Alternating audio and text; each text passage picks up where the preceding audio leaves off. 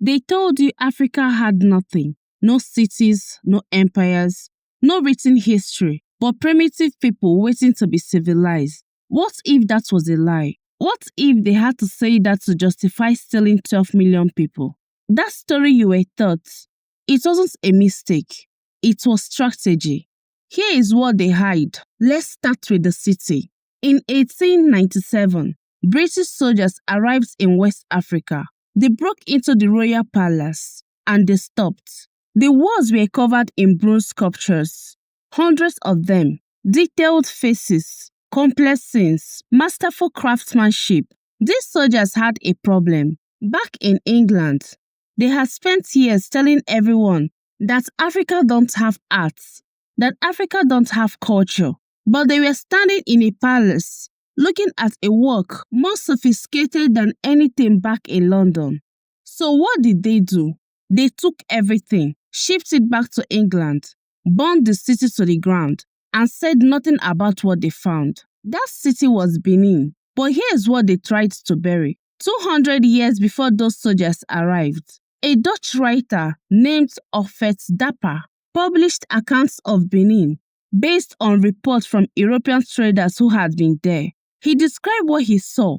The main street, they said, was 7 times wider than the largest street in Amsterdam. Amsterdam was one of the richest cities in Europe, and Benin made it look small. The city had walls, not one wall, a network stretching thousands of kilometers, larger than any wall system in medieval Europe. The king's palace was so vast that it could hold an entire European town inside.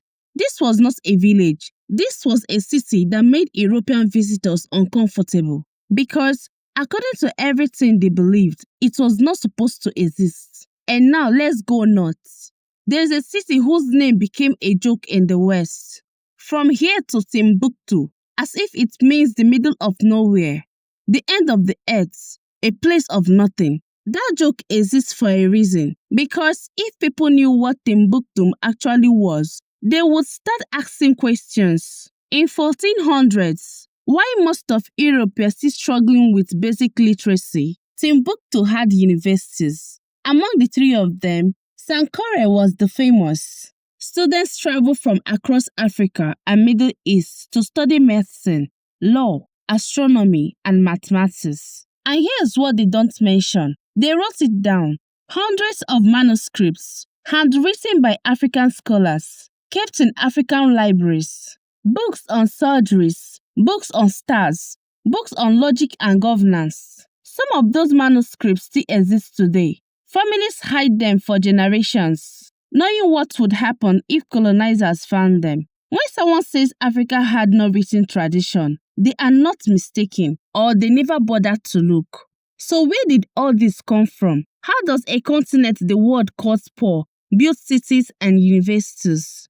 In 1324, a man named Mansa Musa made a pilgrimage to Mecca. He was the ruler of the Mali Empire, and he brought his wealth with him, gold. So much gold that when he passed through Cairo, he gave it away freely. Here is what happened. He gave away so much that the value of gold in Egypt collapsed. The economy took 12 years to recover. The Mali Empire controlled the gold supply for most of the known world. European coins were minted from African gold. This was not poverty. This was wealth so vast, it destabilized nations without trying. And Mali was not alone. After Mali came Songhai, even larger. On the east coast, Kiwa traded with India and China.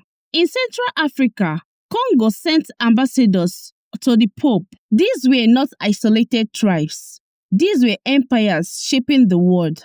So what happened? The ships came. Over 400 years. 12 million people taken. But it was not random. They took farmers who knew the land, blacksmiths who could forge irons, healers who understood medicine, leaders who held communities together. They did not just take bodies. They took knowledge. They took capability.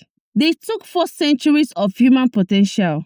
And then they did something almost worse. They erased the memory. They said Africa was always poor. They said Africa had no history. They said slavery was civilization. They burnt cities and called them villages, stole art and said Africa could not create, drew borders through families, and called Africans tribal. The lie was not an accident, it was necessary, because if the world knew what Africa really was, someone would have answered for what was taken. Here is what I need you to understand. The bronzes the British stole from Benin, they are in the British Museum right now.